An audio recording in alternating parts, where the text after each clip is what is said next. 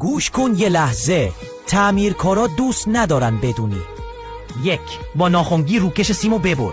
دور میخ بپیچ، آهنگوبا بذار روش، بفرستش تو لوله، خودش بیرون میاد حتی اگه کج باشه. 2. بطری پلاستیکی رو نصف کن، بندازش رو چوب دسته، پیچ ببند. حالا میتونی لامپ سقفی رو بدون نردبون عوض کنی. 3. پیچ با آچا لیز میخوره، یه میخ بینش بذار و با چسب بچسبون، دیگه سر نمیخوره. 4. رو آچا یه سوراخ کن، میشه آچار همه کاره برای هر سایز مهره.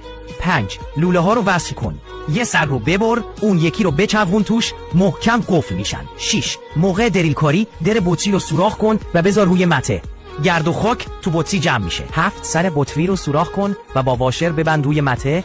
حالا میتونی لوله رو تو جاهای تنگ ببری. 8. پیچ میفته، با تیکه چسب بچسبونش به پیچ گوشتی، دیگه نمیفته. 9. ضربه‌گیر در شکست، با 2 تا در بطری، واشر، فنر و چسب دو طرفه جدیدش بساز. 2. لوله شکسته بیرون نمیاد، 2 تا پیچ بنداز توش، راحت در میاد.